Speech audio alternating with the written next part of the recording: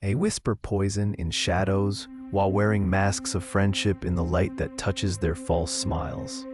They mistake your composure for weakness, never understanding that stillness holds more power than their storms.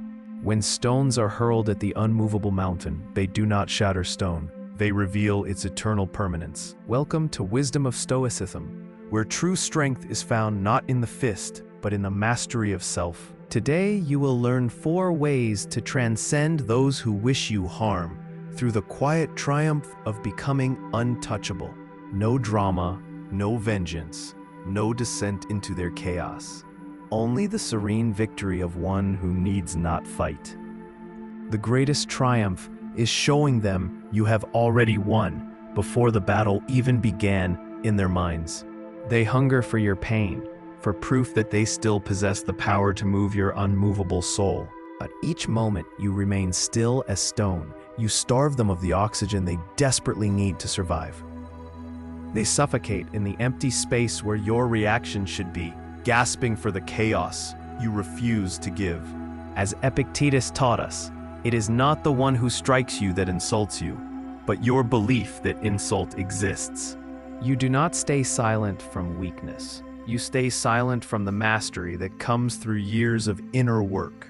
Let them throw words like flames against the fortress of your stillness, never touching what cannot be burned. You are stone carved by wisdom, and when they see their fire cannot reach you, something breaks within them. Nothing terrifies the chaotic soul more than encountering one they cannot disturb, cannot shake, cannot move from purpose. Your enemies wait in darkness like vultures, hoping to witness your fall from the heights they cannot reach. But while they waste precious hours feeding their bitterness, you rise each dawn with intention carved in marble. You train your body, sharpen your mind, reflect on your growth while they remain prisoners of their own hatred. Your life becomes deliberate, intentional, aligned with virtue, while theirs spirals deeper into the abyss they created. In doing so, you become a mirror that reflects their emptiness, their wasted potential, their chosen misery. Marcus Aurelius understood this eternal truth. The best revenge is to become unlike the one who caused the injury. You do not outgrow them from spite. You outgrow them because you refuse to remain in the soil where nothing grows. While they marinate in hatred like meat left to rot, you sculpt yourself through discipline into something beautiful and strong.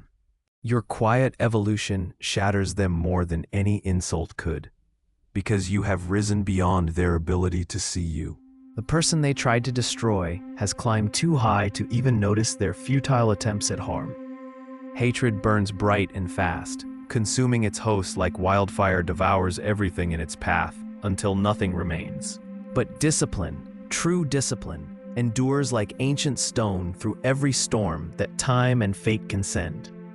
You do not merely survive your enemies, you outlive their very capacity to wound the person you are becoming. Seneca knew this wisdom carved in the heart of every sage, how much better to heal a wrong than avenge it, while they drown in the poison of their own making.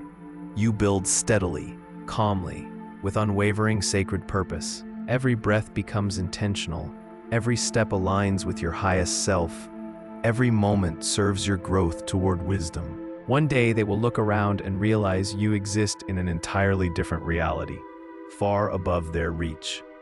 They are still fighting a war you walked away from years ago, still throwing punches at shadows that no longer exist. This is victory without ever striking back, the triumph of the soul that chooses elevation over degradation. Before we continue, please subscribe to Wisdom of Stoicism to support more mindful content. Yes, forgive them completely, not because they have earned it, but because you deserve the freedom forgiveness brings to the wise. True forgiveness, born from strength rather than weakness, cuts deeper than any retaliation your mind could ever conceive. It declares with quiet authority, "You no longer occupy space in my thoughts. You cannot poison my sacred peace. You lack the power to make me hate you, for I have mastered the art of choosing my own inner weather." As Musonius Rufus taught those who would listen, it is not enough to refrain from harming others in body.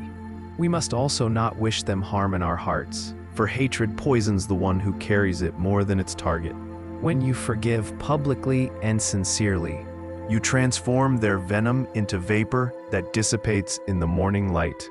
You remove their final weapon, your attention, leaving them disarmed in the face of your serene indifference. The world witnesses a person who could have retaliated but chose wisdom instead, strength instead of weakness. A soul who walked through fire and emerged with grace enough to say with genuine peace, "I release you completely." ...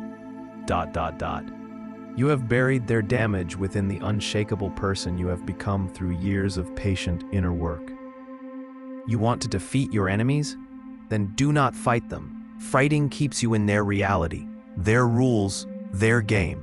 Outgrow them by becoming so focused on your path that their chaos loses the power to reach your mind. Outlast them by building something permanent while they waste energy on temporary hatred that will consume them.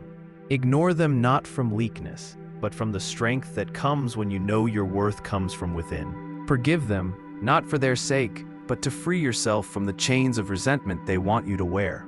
When they offer chaos, you give silence, the kind of silence that speaks louder than any words ever could. When they seek your pain, you offer indifference, not cruelty, but the peaceful detachment of one who has found inner freedom. When they declare war, you extend peace, the terrifying kind of peace that comes from complete mastery of self. And that peace, that powerful, unshakable peace, will haunt them more than any revenge your mind could devise. They will lie awake, wondering how you escaped their trap, how you rose above their attempts to drag you down. They will see you walking in sunlight while they remain trapped in the shadows of their own making and choosing. This is wisdom of Stoicism, where we do not react to every provocation like leaves blown by every wind. We rise above the noise, the drama, the desperate attempts of others to steal our inner tranquility and strength. We do not fight back. We walk forward with such purpose that fighting becomes unnecessary and beneath us.